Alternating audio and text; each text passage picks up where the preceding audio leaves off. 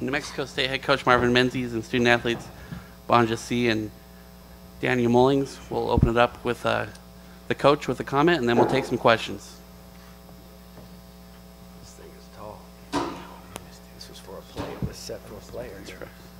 We'll be able to see my freshly shaved face. Okay. Obviously, this game was back and forth, and we were concerned about this matchup just because of the prior two matchups. This team, if you go through the individuals, they really match up with us well. So, you know, you have to give them credit for their ability to persevere when they got down. They just never quit, and Don does an excellent job of preparing his guys for us specifically.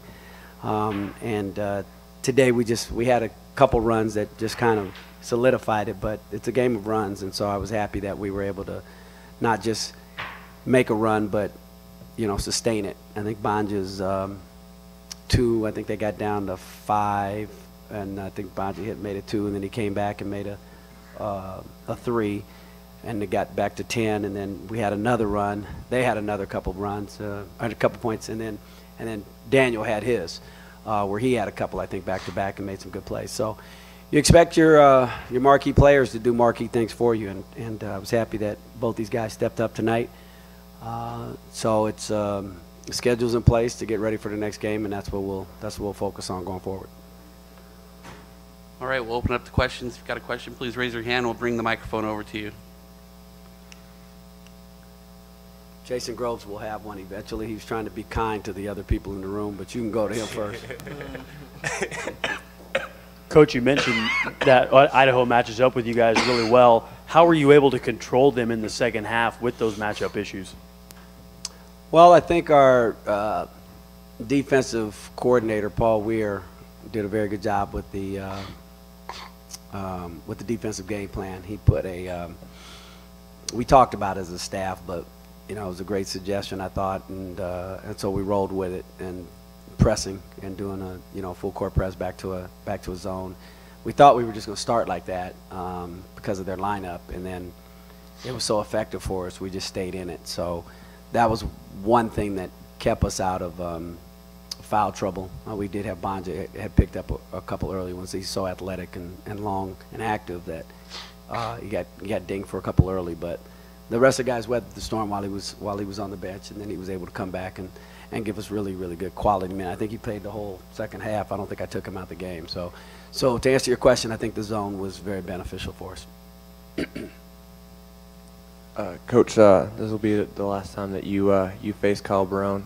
Just thoughts on the game that he had and going against him for 4 years. He's one of my favorites. You know, he's a great player, great person. You know, he's just a class act, and he's just you know, I'm going to miss him as a component of our conference. He's going to be missed because he's just such a quality player. He helps to elevate the talent level in the conference, and he's had a great career. And I mean, tonight he goes 8 for 10.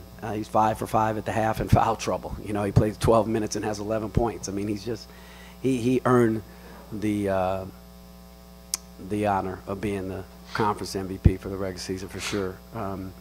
So, you know, I wish him all the best, and if there's any help I can give him playing professionally, I will, and I've done that before with some other guys in conference, so he can use me as a reference anytime. Coach, can you expand on a little bit what you saw? That's Jason Groves, Las Cruces Sun News. Go ahead, Jason. I'm sorry. To you know, can you expand on what you saw that you thought that the press would be so as effective as it was? Well, they had some problems with it with some other teams. It used to be a staple in our program, as you well know. So we're used to running it. We've seen it a lot this year. We just saw it with Arlington, just saw it with La Tech. And we handled it successfully, but we also got a chance to practice it a little bit because we had to go against it. So it was just natural to see it in practice a few times. It kind of brought back some good memories. We've won a WAC championship, 2. With it, actually 3.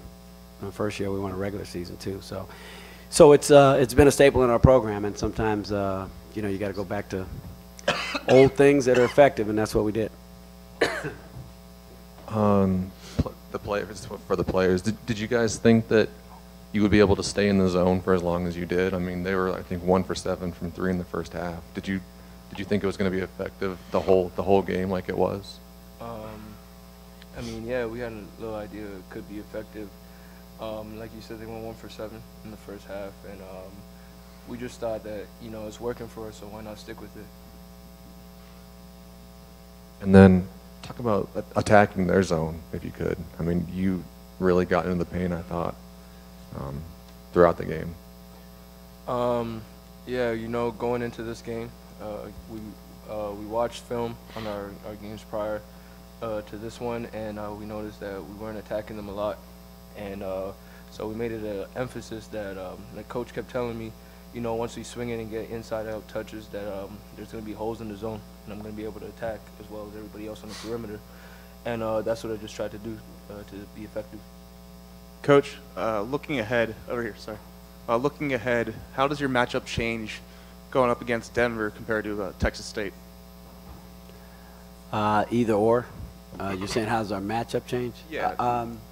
Well, you know, they're both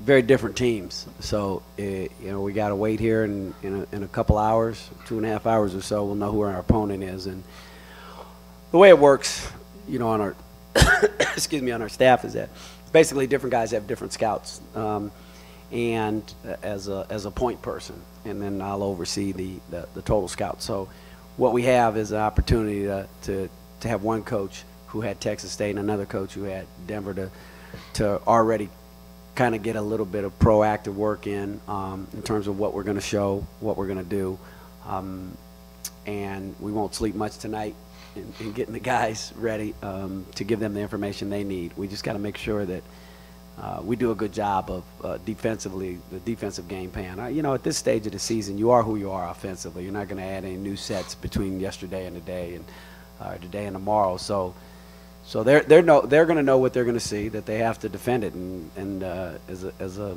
quality basketball team, you have to be prepared to respond to counters defensively. So I think on the offensive side, I think either one of the teams we're going to go against will be the game plan is already pretty much in effect. It's really the defensive side of the ball that we need to figure out what our game plan was. We had a lot of time to get ready for Idaho. That was one of the advantages of not having to be in that play-in game. But we don't have that advantage now. Both the winner of this game and ourselves will have a quick turnaround. So, but I've got a very high-quality staff and great character kids and some experience. So I think we'll turn it around pretty good, and the best team will probably end up winning. Coach, at the offensive end of the floor, how good were those two guys sitting next to you today? Well, let's see. Bonja was 5 for 11, so he was, you know, just over 45%, and Daniel was 10 for 14, so he was pretty doggone good himself. I didn't know he was 10 for 14. So It's really 13, but I took the extra shot. yeah, at the end there, huh? Well, they were good, and obviously their total numbers were good, but I think their percentages, the point I was going to make is that their percentages are really what's important. We were 59% at the half, and we ended up the game at 60. So you make that many shots, you know, all you got to do is take care of the ball, which we did. I mean, we had 11 turnovers, and I think that was the other key component for us having a victory, because we turned them over 16 times, and in this type of game, you normally don't have a lot of turnovers because of their pace of play, but I thought our zone really bothered them, and I thought we caught them off guard a little bit, and but they, you know, like I said, they responded with making a lot of shots there, and you know, having a go-to guy, you know, which Connor Hill was 5 for 11, and Barone's 8 for 10. Their marquee guys did their job. So, but no, I was happy, I was impressed, but I expected it. So, Time for one more question. I just wanted to ask Coach. You know, I'm sorry, what's your name again? Jason Gross. Okay. How close was Tyrone from playing today? Not very. He's struggling with you know, it's much better. He was supposed to be an initial prognosis was 3 weeks, and I think he's, you know, game to game right now. I don't think we could have put him in today, even if we wanted to. Tomorrow may be a different story. So he'll continue to receive treatment throughout the day and the evening, and then we have a late game tomorrow. It's 6 o'clock, right? So we'll see where he's at tomorrow, and have him try to warm up and go again. I mean, he was in full garb, ready to go today, mentally, and was very in tune, by the way, on the bench. He was very much a component in getting the guys the information they needed to, and that experience on the bench is valuable. Yeah, sometimes you listen to a friend better than you listen to a coach. so we need him to continue to be supportive for us, and he's done a good job of that. All right, thanks, you guys. Thanks.